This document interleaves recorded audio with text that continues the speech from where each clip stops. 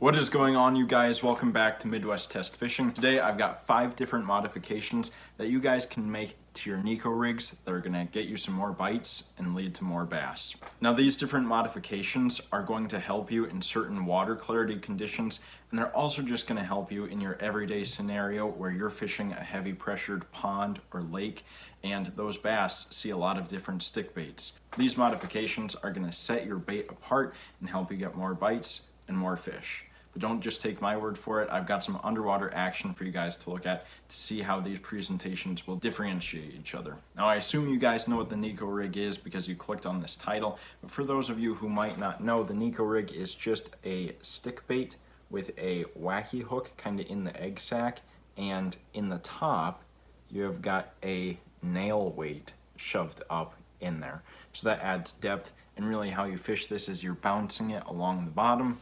It's really used for deep water, and it kind of looks like a bait fish or some other creature just feeding on the bottom.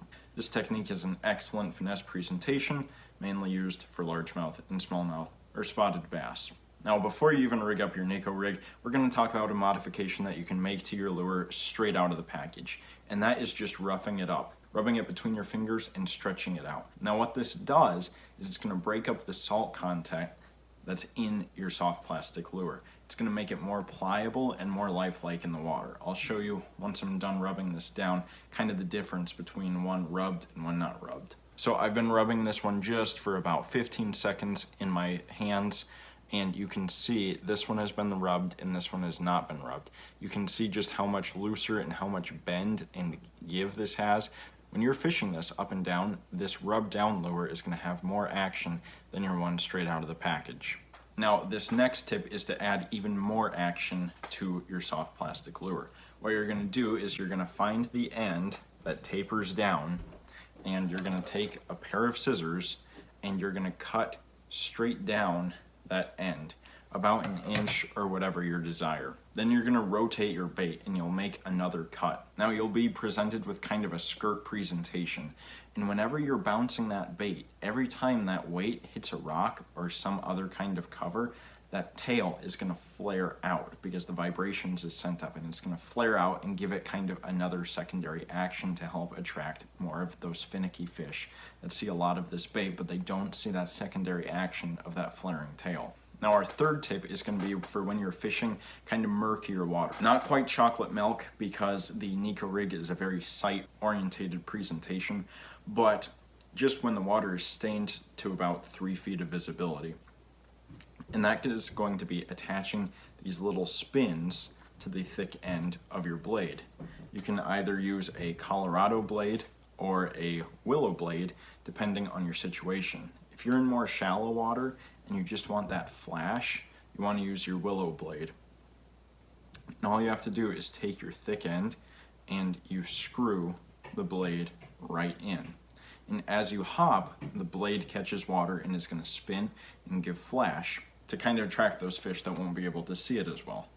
When you are fishing in deeper water, where the water is even less visible than the shallows, you're going to want to use a Colorado blade.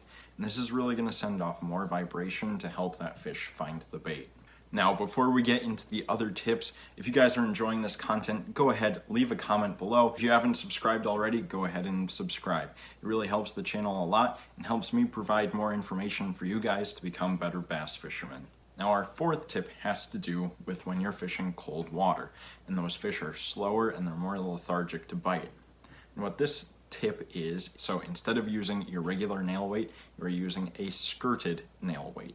And what this does is when you hop that bait, you not only get action from the bait, but you're also getting kind of a secondary action from the skirt. And you can even dead stick the bait and leave it alone, and the skirt will still be moving. It acts a lot like a bass jig. If a fish comes over to check it out, the fish is going to be hovering, moving its fins. Well, that water displacement is going to pick up the skirt, and it's going to give it an action that the fish just can't resist. Now, I will also have links in the description below if you guys would like to pick up any of these tools to modify your Neko rigs. The last tip that I'm going to share with you guys is in those cloudy waters again.